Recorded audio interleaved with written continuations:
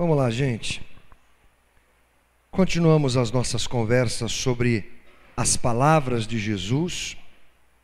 Eu quero te convidar a abrir a tua Bíblia em Lucas capítulo 10, a partir do versículo 38.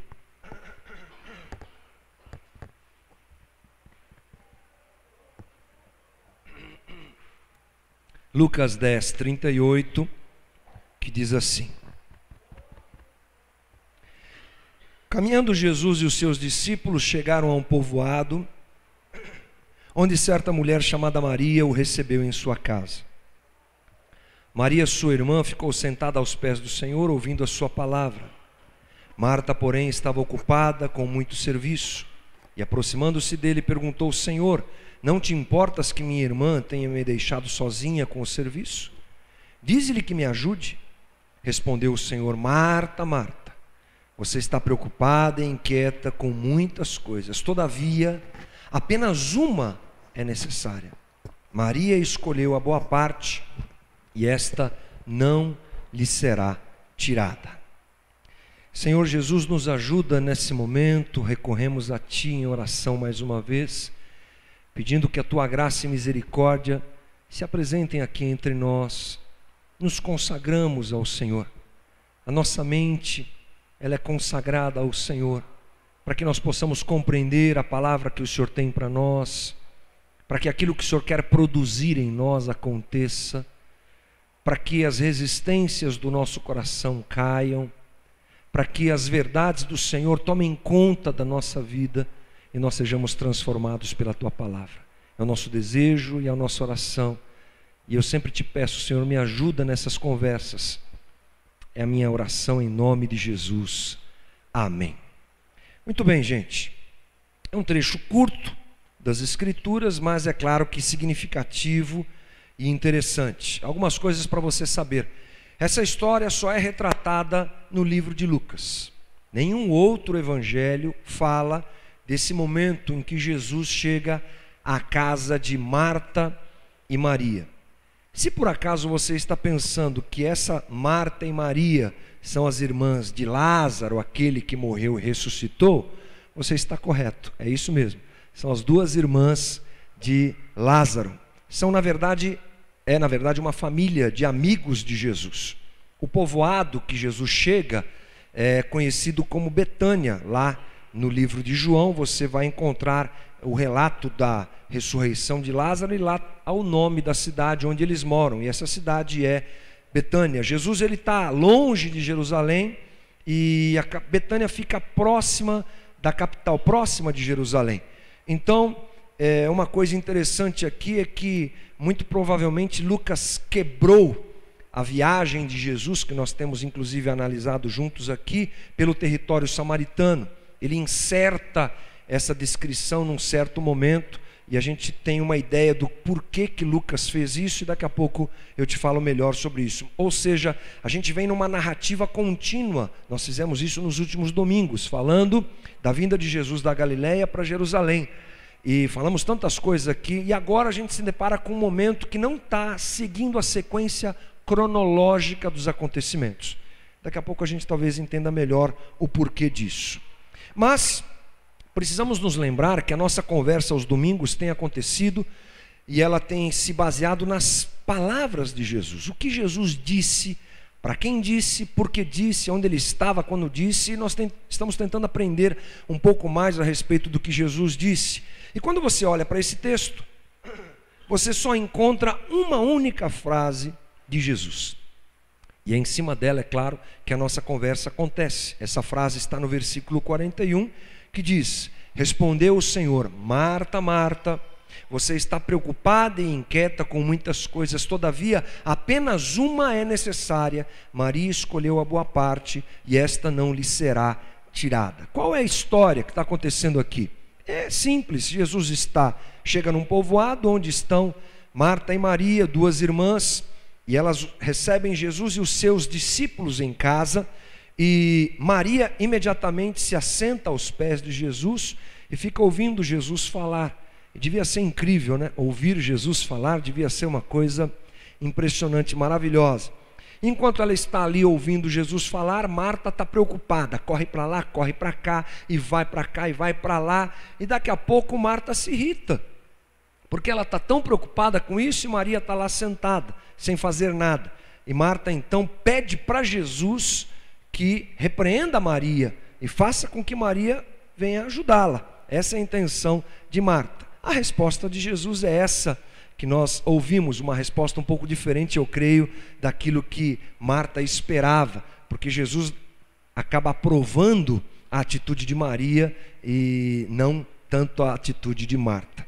Quando a gente pega todo esse contexto e analisamos tudo isso, o que nós percebemos é que Jesus está emitindo uma opinião, uma direção, esclarecendo algumas coisas a respeito da nossa relação com os outros, com as pessoas que estão próximas a nós, e com a nossa própria relação com Jesus, a respeito da nossa própria relação com Jesus. É isso que Jesus quer nos ensinar, algumas coisas a respeito disso. Então, esse Jesus, que Jesus é esse aqui, para nós entendermos? Que tipo de ideia você tem a respeito de Jesus? É muito importante nós analisarmos que Jesus que está falando aqui, qual tipo de situação que se apresenta aqui, para nós entendermos melhor. Talvez quando a palavra Jesus, o nome de Jesus se apresente a você, você pense em quê? Você pense em um Jesus histórico ou num Jesus folclórico. Muitos pensam em um Jesus líder, outros pensam em um Jesus Deus, divino, outros pensam em um Jesus homem. Outros pensam nas atribuições de Jesus, nos valores de Jesus, príncipe da paz, pai da eternidade, leão da tribo de Judá. Qual tipo de Jesus que vem à tua cabeça quando você pensa em Jesus? Aqui nós encontramos um Jesus amigo. Aqui é um Jesus próximo.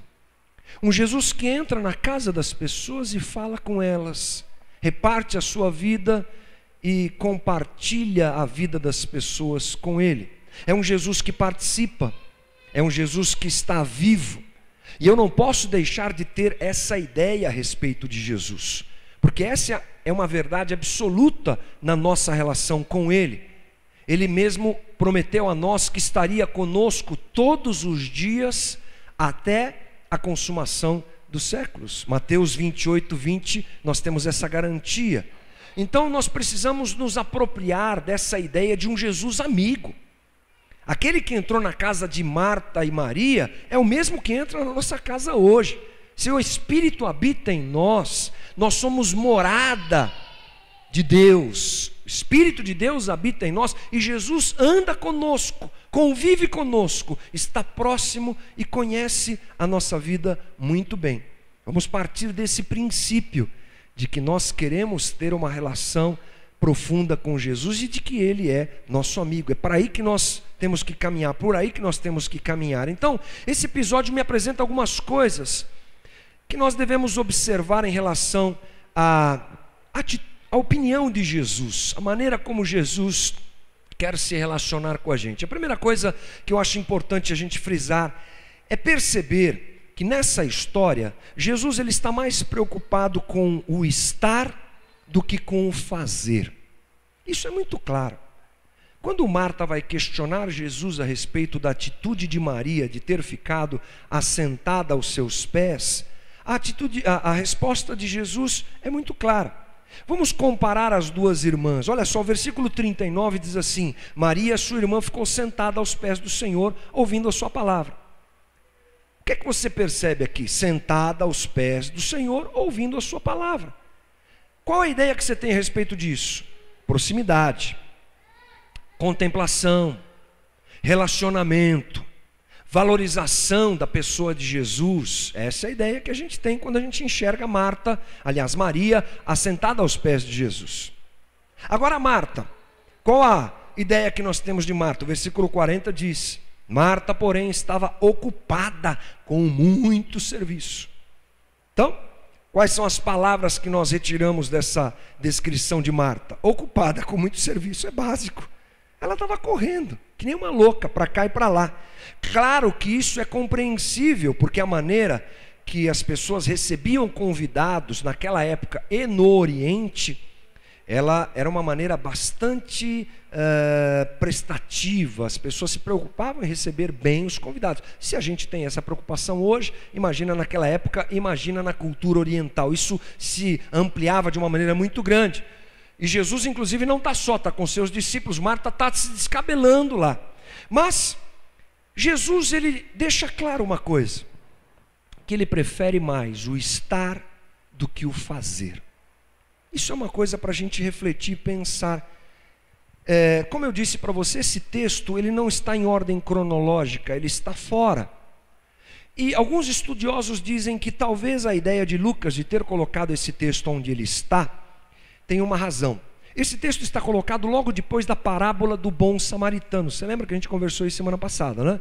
O bom samaritano é aquela parábola que Jesus conta ao mestre da lei, que perguntou para Jesus: o que é que eu faço para ganhar a vida eterna?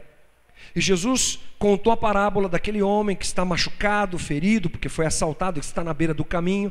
Passa um levita, não faz nada. Passa um sacerdote, não faz nada. E aí vem o bom samaritano e o socorre. E Jesus encerra aquela parábola dizendo: vai você e faz o mesmo. A impressão inicial é de que o fazer é a única coisa que Jesus está valorizando ali. Faça que você vai ganhar a vida eterna. Nós conversamos melhor sobre isso na semana anterior e alguns dias anteriores, sobre essa questão das obras, da fé e das obras. E muito provavelmente Lucas quis amenizar essa situação colocando esse texto aqui. Porque é um texto onde Jesus deixa explícita a sua opinião. Eu prefiro o estar do que o fazer. Na verdade, Jesus ele nos prefere presentes do que absorvidos no fazer. O texto dá uma dica interessante. Enquanto Maria estava lá sentada, Marta estava trabalhando, e o texto diz assim: aproximando-se Marta estava longe. Marta estava absorvida pelas suas atividades. Ela, ao mesmo tempo se preocupando com Jesus, ela deixou Jesus de lado. Olha que coisa interessante. Era uma preocupação em atender Jesus, mas na verdade ela deixou Jesus de lado. Ela estava longe de Jesus. E eu acho um ótimo tema para a gente conversar e refletir um pouquinho no tempo em que nós vivemos. Um tempo onde a agenda que nós temos manda na vida da gente. Todo mundo está muito ocupado. É impressionante isso. Todo mundo vive numa correria maluca. Essa cidade é uma loucura. E a nossa vida tem sido absorvida por isso. Hoje, inclusive, está meio fora de moda você dizer assim: eu estou livre. Ninguém parece que gosta de dizer que está livre. Inclusive, quando você vai convidar uma pessoa para alguma atividade, você já vai pensando que a pessoa pode dizer que está ocupada. Já é o que você já espera, a gente já espera. Quando as pessoas me chamam às vezes para fazer uma visita ou ir até a casa da pessoa para alguma necessidade, eu frequentemente ouço isso. Mas olha, depende da tua agenda, né? Porque hoje está meio demodê esse negócio de ter tempo livre. Parece que todo mundo tem que realmente estar com a vida maluca e cheia de coisas. A tecnologia nos ajuda nesse aspecto. Ajuda e prejudica, né? Isso que eu quero dizer. Nos envolve e a gente fica sabendo das coisas. A gente quer, são tantas notícias, tantas informações, tantas coisas para fazer. A gente vive online o tempo todo, não consegue se desligar de saber o que está acontecendo. É uma loucura. E muitas vezes isso toma o lugar de um tempo que nós deveríamos ter com Jesus. Isso nos absorve a tal ponto que nós perdemos Jesus de vista. Quando a gente traz isso para dentro da realidade evangélica, é muito forte também. Você sabe que a gente tem um ativismo louco na igreja. É uma loucura. É escala para fazer isso, é escala para fazer aquilo. E as pessoas às vezes são ensinadas erroneamente, maldosamente, que servir a instituição é servir a Deus.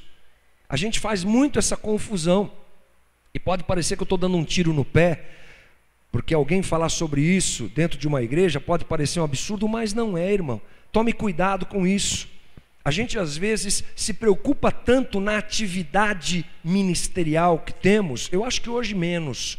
Acho que nós temos encontrado um bom ponto de equilíbrio, mas muitas vezes é o que acontece, a gente está na igreja fazendo, mas está longe de Jesus. Está comprometido com algumas coisas, mas nós estamos longe de Jesus. Nós estamos absorvidos com as tarefas do dia a dia, com a loucura do dia a dia, e na verdade nos distanciamos do relacionamento. Nos distanciamos daquilo que a gente precisa ouvir, falar, daquilo que a gente precisa ter de contato e de relacionamento com Ele. Isso é muito comum e muito perigoso. Então, nós precisamos rever os nossos posicionamentos em relação a isso e pedir que o Senhor nos ajude. Às vezes é mais importante ser Maria do que ser Marta. Mais importante se assentar, ouvir, contemplar, aprender, se dispor a viver isso, do que viver muitas vezes essa loucura que a gente vive e que Jesus passa muitas vezes longe de tudo isso. Mas outra coisa que me chama a atenção nessa história é que Marta vai falar com Maria e reclamar a respeito da postura e da atitude de Maria. O versículo para essa conclusão está aqui no 40. E aproximando-se dele, perguntou: Senhor, não te importas que minha irmã tenha me deixado sozinha com o serviço? Dize-lhe que me ajude. Uma coisa interessante aqui é que Marta se compara com Maria e apresenta a sua comparação a Jesus. Tipo assim, Jesus está vendo como eu sou alguém que está ocupado, estou ocupada, estou correndo, estou fazendo. E olha para Maria, está sentada aí no teu pé, sem fazer nada. Há uma comparação de Marta, que Marta faz para com Maria, e ela na verdade acaba descobrindo da pior maneira possível que ela estava equivocada, porque Jesus acaba dizendo para ela que o melhor é que ela estivesse sentadinha lá ouvindo a Jesus como Maria fez. Mas sabe por que tudo isso acontece? Porque Marta usa um caminho que nós usamos muito na nossa relação com as pessoas. Aliás, muito não, usamos sempre na nossa relação com as pessoas, que é a comparação. Marta se compara com Maria e ainda apresenta isso para Jesus. A comparação é uma mania humana, um jeito de nós vivermos. Comparar-se é alguma coisa constante na nossa vida. Nós nos comparamos o tempo todo. Interessante é que a comparação, muitas vezes, ela pode ser motivo de alegria. Quando, por exemplo, você se compara com alguém que está pior que você, você fica mais alegrinho, porque o outro está pior que você. Ou pode ser motivo de tristeza, quando você se compara com alguém que está melhor que você. Aí você fica meio deprimido, né? Porque o cara está melhor que você. E essa é uma coisa que acontece constantemente. Pensa comigo, quando a gente se compara com alguém que está melhor do que nós, nosso coração se entristece. E brota em nós uma coisa meio que automática. Sabe o que é? A inveja. A inveja vem dessa atitude de nós nos compararmos com alguém que está melhor do que a gente. É aquela coisa de você pensar assim: por que ele tem e eu não tenho? Por que ele é e eu não sou? Por que ela é e eu não sou? Por que assim acontece? Isso é comum. Veja que isso faz parte da história da humanidade. Lembra da história de Caim e Abel? Tem uma frase lá que Deus diz assim para Caim. Caim estava doido da vida porque Deus tinha aceitado a oferta de Abel. Ele se compara com Abel e começa a ficar com inveja de Abel. E tem uma frase que Deus diz a ele que é incrível, que Deus diz assim: Caim, por que está triste? Por que você está cabisbaixo? O teu semblante está assim. Olha, fica sabendo de uma coisa: o pecado jaz à tua porta, está aí na tua porta o pecado e cumpre a você dominá-lo. O interessante é que na tradução da Bíblia Jerusalém, a palavra usada não é pecado, a palavra é inveja. A inveja está batendo na tua porta, Caim. Deus avisando a ele: cuidado que você vai se dar mal. Isso faz parte da nossa história. E nós nos avaliamos e nos comparamos com as pessoas, e a inveja, ela acontece porque nós percebemos que o outro tem aquilo que eu não tenho, ou até que o outro contém aquilo que eu não contenho. Essa é a marca da comparação que gera a inveja. Isso faz parte da humanidade. Olha só, o Salmo 73 fala sobre isso. Não pense você que é alguma coisa da modernidade, que é de agora. Isso acompanha a humanidade. Salmo 73, 3, eu vou ler alguns versículos que eu compilei de lá, que diz assim: pois tive inveja dos arrogantes quando vi a prosperidade desses ímpios. Eles não passam por sofrimento e têm o corpo saudável e forte. Estão livres dos fardos de todos. Não são atingidos por doenças como os outros homens. Versículo 13 diz: certamente foi-me inútil manter puro o coração. Olha o que o salmista diz: e lavar as mãos na inocência, pois o dia inteiro sou afligido e todas as manhãs sou castigado. Quando o meu coração estava amargurado e no íntimo eu sentia inveja, agi como insensato e ignorante. Minha atitude para contigo era de um animal irracional. É impressionante encontrar o relato do salmista falando a respeito da comparação que gera inveja no nosso coração. O texto é muito claro, ele se compara com o ímpio e tem inveja do ímpio. Mas a gente tem que pensar também do outro lado da moeda. É quando nós nos comparamos com alguém que está pior do que nós. Aquela pessoa que está meio caidinha, tal, e a gente se compara com ela em algum quesito, em algum ponto da nossa vida, e a gente fica até um pouquinho alegre. E aí vem sobre nós, sabe o quê? A arrogância e o orgulho. Sempre acontece isso com a gente. É o orgulho que afetou a Lúcifer, por exemplo. O orgulho que é uma arma de destruição terrível, pecado terrível que destrói a vida das pessoas e que agiu no coração de Lúcifer. Olha o que diz Isaías 14, versículo 12. Como caíste do céu, ó estrela da manhã, filho da alva? Como foste lançado por terra? Tu que debilitavas as nações, tu dizias no teu coração: eu subirei ao céu acima das estrelas de Deus, exaltarei o meu trono, e no monte da congregação me assentarei nas extremidades do norte, subirei acima das mais altas nuvens, e serei semelhante ao Altíssimo. Aí Isaías encerra dizendo: contudo, serás precipitado para o reino dos mortos, no mais profundo do abismo. Lúcifer, estrela da manhã, se comparou a Deus, se colocou numa condição de inveja, de orgulho, melhor dizendo, e acabou se precipitando. Porque isso é uma característica da nossa humanidade. Há uma lenda interessante, a lenda do conhecido Santo Antônio. Achei muito interessante essa lenda, vou tentar reproduzir para vocês aqui. É uma lenda que é meio apócrifa, vamos dizer assim, mas ela é muito interessante. O homem chamado Antônio, e tido como santo pela Igreja Católica, realmente existiu. Ele viveu até os 105 anos de idade. E a partir dos 20 e poucos anos ele resolveu viver uma vida de reclusão. Largou tudo que ele tinha, entregou todos os seus bens aos pobres e foi para o deserto morar nas cavernas e praticar jejum e oração constante. Era a prática dele diária. E diz a lenda que o diabo escolheu Santo Antônio para arrebentar com a vida dele. Tipo assim, o alvo do diabo era fazer Santo Antônio cair da sua fé. Então, quando ele se propunha a fazer um jejum, o diabo apresentava uma mesa fartíssima, cheia das melhores iguarias para ele, para tentá-lo. Mas ele estava lá, firme. Quando ele se propunha a orar, diz a lenda que o próprio diabo, inclusive isso é retratado numa obra, se não me engano, do Leonardo da Vinci, uma obra retratando Santo Antônio. Quando ele começava a orar, os demônios levantavam ele no ar para ele se distrair. É o que diz a lenda. E ainda que quando ele tentava contemplar Deus, olhando para o crucifixo, na frente do crucifixo aparecia uma mulher nua para tentá-lo. E aí isso durou muitos anos. Quase no final da sua vida, diz a lenda, que o diabo apareceu a Santo Antônio e disse para ele assim: quero ter uma conversa séria com você.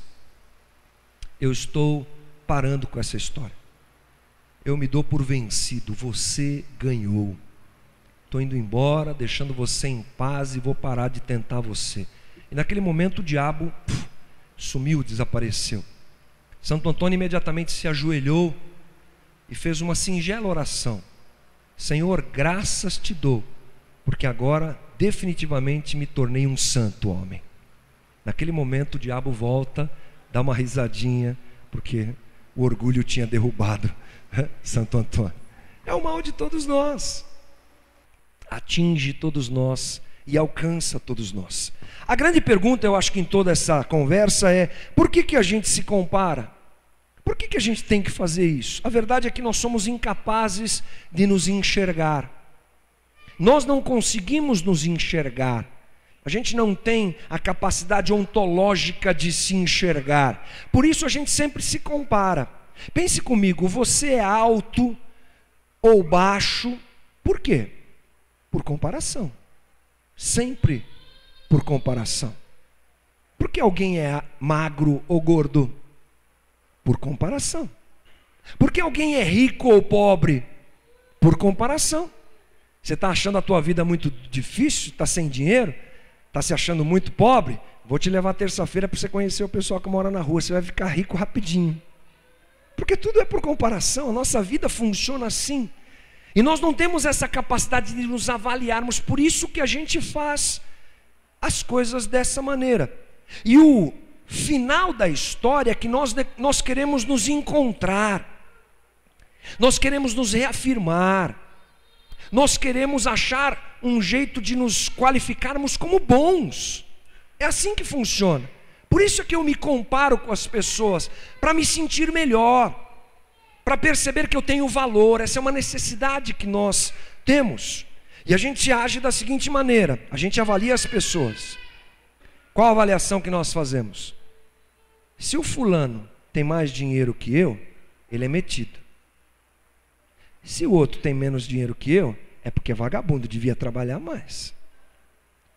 Se o outro estuda muito, é obcecado. Já se viu, o cara estudar tanto assim. O outro que estuda pouco, esse é relaxado, né? Devia estudar mais. A gente sempre faz essa comparação e a gente sempre se encaixa como o melhor dentro de tudo isso. Porque na verdade nós somos o centro do mundo. E nós temos uma grande dificuldade de olhar para nós e nos avaliarmos realmente como nós somos. Por isso, nós comparamos a nossa vida com as pessoas. O interessante em tudo isso é que Jesus, ele nos faz olhar para dentro de nós e nos desmascara na nossa realidade. E olhar para dentro de si é um desafio grande. Observar os nossos defeitos é uma coisa que nós não gostamos de fazer, mas o Evangelho de Jesus Cristo faz isso. O Evangelho de Jesus Cristo serve para isso, nos leva nessa direção de nós nos autoavaliarmos e nós verificarmos as nossas dificuldades. Veja que interessante, Marta se achava correta até a hora que ela conversa com Jesus. E ela vai cheia de razões falar com Jesus. Jesus, como é possível a minha irmã estar sentada aos teus pés enquanto estou eu aqui trabalhando? E ela descobre que ela não estava tão correta assim, porque o Evangelho nos desmascara. O Evangelho nos apresenta a realidade de quem nós somos. E o grande detalhe é que só a pessoa de Jesus Cristo é capaz de resolver esse conflito que nós temos conosco, de não querermos nos enxergar, e o conflito que nós temos com as pessoas. Sabe quem agrega tudo isso de um jeito bom e resolve tudo isso? Jesus. Só Ele é capaz de fazer isso. Só o Evangelho é capaz de fazer isso. Sabia que o nome Marta quer dizer senhora? Marta quer dizer senhora. Marta não estava errada por completo. Pensa comigo, ela queria dar o melhor para Jesus. Ela queria dar uma boa mesa para Jesus, ela queria atendê-lo da melhor maneira. Mas você percebe na atitude de Marta um desejo de controlar as coisas, porque ela achava que ela estava completamente acima da média e correta na sua forma de pensar. Sabia que o nome Maria, no hebraico, vem de Miriam e quer dizer rebelião? Sabe por quê? Porque Miriam é aquela que lá no deserto se rebelou contra Moisés. Você lembra dessa história? Miriam se rebelou contra Moisés. Então, Maria era uma pessoa mais reflexiva nesse aspecto. E ela aprendeu que era preciso colocar a sua rebeldia, a sua alma, o seu coração na presença de Jesus. No final das contas, aquela repreensão de Jesus deve ser vista por nós como um convite para Marta. Marta, vem cá. Você está cheia de razão, mas você não tem razão. Mas mesmo assim eu não estou te chutando, não estou te mandando embora. Vem aqui, senta comigo, senta com Maria aqui. Vamos desfrutar desse momento juntos. Isso é incrível no Evangelho. Quando Jesus nos desnuda, quando Jesus nos faz enxergar o quão mal nós somos, o quão errado estamos, não é para nos destruir, não é para nos humilhar, não é para acabar com a vida da gente, mas é para nos convidar a sentar com Ele, para aprendermos como administrar os nossos próprios conflitos e dificuldades. Jesus não nos chama, Jesus não nos expõe, mas nos chama para sermos curados por Ele, tratados por Ele. Mas você sabe que é uma máxima de qualquer tratamento a ser feito na vida de alguém. Sabe qual é? Saber que eu estou errado. Sabia disso, né? Se você já lidou com alguém que tem um problema de vício, a pessoa só pode começar a ser liberta daquilo quando ela percebe, quando ela admite que está errada, não é verdade? Admitiu que está errado, opa, então começa um processo de tratamento. Assim acontece com a gente. O Evangelho nos desmascara, aponta o nosso erro, denuncia a nossa humanidade frágil, errada, limitada, acaba com a gente por um lado, porque o Evangelho é isso, mas não nos destrói, nos chama para sentar com Jesus. Ele nos chama para sentar com Ele, para aprendermos a lidar com tudo isso. Esse é o Evangelho de Jesus Cristo. É isso que o Mestre queria dizer para Marta, e é isso que o Mestre quer dizer para a gente.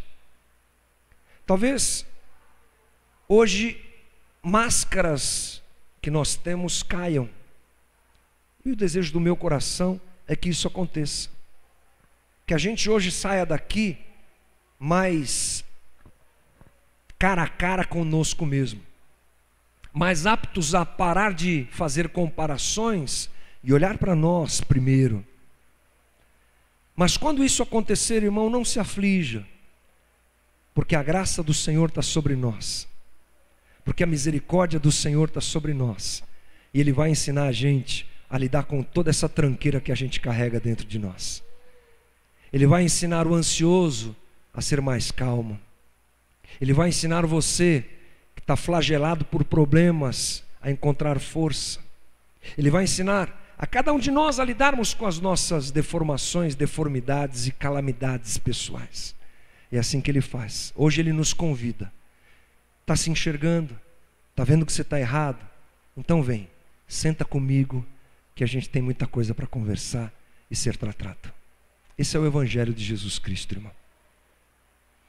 Eu hoje de manhã falei esse mesmo tema com algumas nuances diferentes, mas não pude deixar de aceitar o convite que Jesus fez para Marta. Maria já estava lá, e Ele fez esse convite para a gente hoje de manhã. E eu penso que a mesma coisa pode acontecer hoje aqui. A gente pode aceitar esse convite, em dizer: Jesus, me ajuda a lidar com as minhas crises, me ajuda a lidar com aquilo que eu acho que está certo, mas não está. Tem tanta coisa na minha vida que eu acho que está certo, mas não está. E quando o Evangelho desnuda isso, eu fico sem saber o que fazer. Então, vamos sentar com Ele, vamos jantar com Ele, vamos se apropriar da Sua palavra e vamos ser curados por Ele. É o que Ele quer fazer com a gente. Eu quero pedir a você que feche os teus olhos um pouquinho.